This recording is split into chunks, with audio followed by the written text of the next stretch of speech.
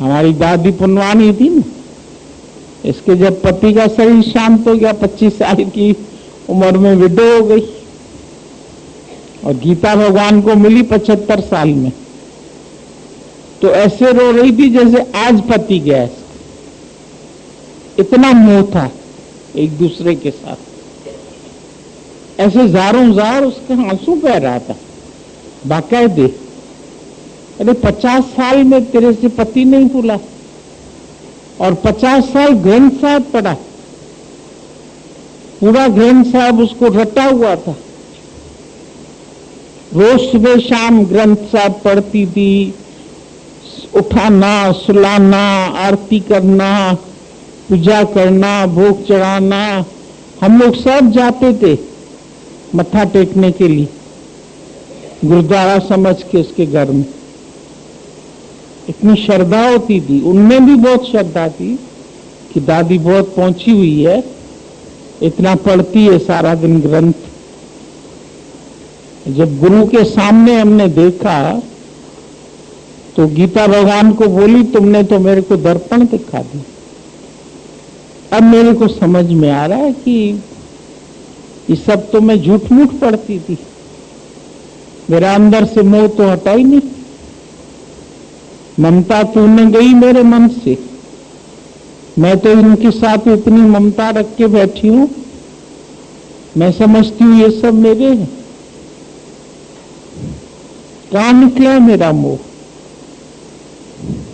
मैं क्या समझ के बैठी हूं?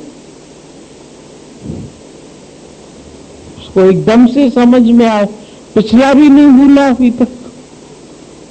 50 साल पहले जो घटना घटी वही नहीं भूली, उसी की विस्मृति नहीं हुई। बोले हम सही बताएं, हमारा ट्रू लव था। अंग्रेजी भी जानती थी। गीता भगवान इतना हंसते थे, रोज याद करते थे, दादी तेरा ट्रू लव था। बोले छोड़ अब गीता, क्या मजाक करती हो। गीता भगवान भी रोज हंसते थे उसको देख के। क्यों दादी, तेरा ट्रू लव था? बोली ऐसा ही समझते थे कि ट्रू लव है, और अभी तो मैंने देखा ही कुछ नहीं था, जिंदगी अभी शुरू ही नहीं की थी, क्योंकि अभी तो डॉक्टरी पढ़ रहा था, तो बाहर रहता था, बीच बीच में आ जाता था। उस बीच 4 बच्चे भी हो गए उसको, एक बेटा 3 बेटियां थी। बेटा है अभी भी जीवित, बहुत बुढ़ा घूमता रहता है, मिस्टर पुनवानी अभी तक जिंदा है, गोविंद। उसके लिए भी बहुत मोह, मेरा गोविंद, मेरा गोविंद, मेरा गोविंद, मेरा गोविंद।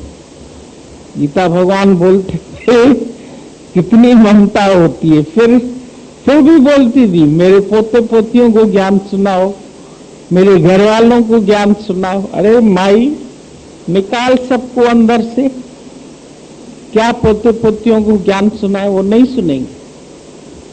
मेरे घर वाले भी सुने, बोले ये इच्छा निकाल दो। घर वाले किसी के नहीं सुनेंगे। तुम घर वालों के लिए ममता मत रखो कि ये कोई ज्ञान सुनेंगे, ये कोई तुम्हारे बनेंगे। कोई नहीं है किसी का, तो ये कहां से तेरे बनेंगे, ये कहां से सुनेंगे? वो जब बोलती थी उनको कुछ, बैठो सुनो, गुरु आया है, कहते थे घर दे देते हैं तुमको, ये दे देते हैं, सामान कहो तो मंगा देते हैं, बाकी बकवास मत करो कि हम बैठ के तुम्हारा ज्ञान सुनेंगे। ये बकबक ना करो, हम नहीं सुनेंगे ज्ञान में। वो इंग्लिश में गिटर बिटर आपस में करते थे, रात को क्लबों में जाते थे, ताश खेलते थे, ड्रिंक करते थे, 12-12, 1-1, 2-2 बजे बहू भी रात को लौटती थी क्लबों से। सारा दिन सोसाइटी के लोग, बड़ी सोसाइटी में क्या होता है, क्लब जाओ, पार्टी जाओ, बन ठन के चलो, बढ़िया बढ़िया कपड़े पहनो, बढ़िया बढ़िया साड़ी पहनो, रोज नया सैंडल पहनो, उसकी आया इतने अच्छे कपड़े पहनती थी, क्योंकि वो जो उतारती थी कपड़े थोड़ी दिन में उसको पुराने फैशन के लगते थे, वो आया को दे देती थी। जब आया रास्ते में निकलती थी तो हम बोलते थे अरे हम लोगों से अच्छे कपड़े तो ये पहनती है, इतने बढ़िया बढ़िया इसको कपड़े और इतनी हील वाली सैंडल पहन के चलती थी। हम कभी कभी बोलते थे ये तो नहीं बहू है दादी की, इतनी स्मार्ट होकर के चलती है सज धज के। और दादी बेचारी की 2 बार टांग टूटी तो कोई सेवा नहीं करता था, वो पानी के गिलास के लिए तरसती रहती थी, उठ तो सकती नहीं थी। एक दिन हम गए, कहती है प्रमिला तुम आ गई हो, मेरे को पहले जल्दी से पानी पिला दो।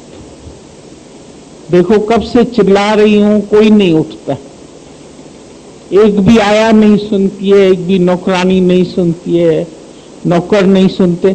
उसके सामने जी हाजुर, जब बहू आती थी ना तब तो इतने एक्टिव हो जाते थे, फटाफट फटाफट कोई पानी ला रहा है, कोई नाश्ता ला रहा है, कोई सेवा कर रहा है, दादी की भी।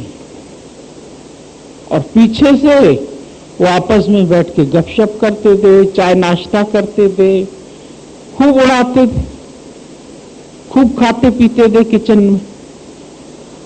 उनके लिए तो टांग टूटी तो अच्छा हुआ, नहीं तो वो कभी कभी ऑब्जर्व करती थी कि क्या कर रहे हैं, तो बोला ये तो और अच्छा हो गया कि टांग टूट गई है, पड़ी रहे। लेकिन उसको ज्ञान की बाद में इतनी शक्ति थी, वो पूरा टाइम बेचारी लेटे लेटे भी तकिया रख के ऐसा करके लिखती रहती, ज्ञान लिखती थी, भजन लिखती थी, एक डायरी से दूसरी डायरी, दूसरी डायरी से तीसरी डायरी, गीता भगवान की वाणियां ले जाती थी, चिट्ठियां ले जाती थी। मेरे को दो, पहले मैं नोट करूंगी, पहले मैं नोट करूंगी, पहले मैं नोट। सारी अपने हिंदी में और तो सिंधी में लिखती थी बैठ के अपने। गीता भगवान की तो खैर सिंधी में ही होती थी, इंग्लिश भी जानती थी, हिंदी भी जानती थी, सिंधी भी जानती थी। बहुत ओल्ड एज की, लेकिन आता सब। दादी माने टीचर, वो टीचर थी पाकिस्तान में, हैदराबाद सिंध में बहुत बढ़िया टीचर थी, और स्मार्ट इतनी थी, गोरी चिट्टी, खूब बढ़िया वाइट कलफ वाली साड़ी पहन के ऐसे आती थी। दादाजी अपने पास उसकी कुर्सी रखते थे, जब तक नहीं पहुंचती थी ना तो कहता था दादी नहीं आई है। फिर हम लोग बनाते थे मजाक, हम लोग दादा की गर्लफ्रेंड नहीं आई है अभी। दादा की गर्लफ्रेंड नहीं आती है तो दादा को भी मजा नहीं आता है, क्योंकि बीच में सुर में लाती थी ना, गुरु भी यही बोल के गया है, गुरु भी यही बोल के गया है, तो दादा को बड़ा मजा आता था। तो दादाजी जब गाली देते थे, दादा सच सच, जो तुम कहता ना सच, गुरु भी यही बोल के, कुकड़ सुकड़ मानो ताए तन, वो भी कुकड़ बोल के गया है, वो भी सुअर बोल के गया है, वो भी गधा बोल के गया है। तो इतना ग्रंथ उसका पढ़ा हुआ था, इतना मानती थी ग्रंथ साहब को, दादा उसकी बहुत इज्जत करते थे। और उसको भी इतना शौक था, वो माथेरान तक आती थी। पहले तो डंडा उठाती थी क्योंकि फ्रैक्चर हुआ था, बाद में उसका डंडा भी छूट गया। कहती आपकी शक्ति में मेरा डंडा भी छूट गया। इतनी प्रेम में वो दीवानी। फिर पीछे रह गई कभी तो दादाजी बोलते थे देखो वो पीछे रह गई है। वो तो जल्दी जल्दी चलते थे और सब दादाजी के पीछे पीछे भागे। दादा ने देखा वो बेचारी अकेली ऐसे लंगड़ा लंगड़ा के आ रही है, तो बोलता था मैं भी इतना बड़ा हो जाऊंगा तो तुम लोग मेरे को भी ऐसे अकेले छोड़ दोगे क्या। उसको छोड़ दिया।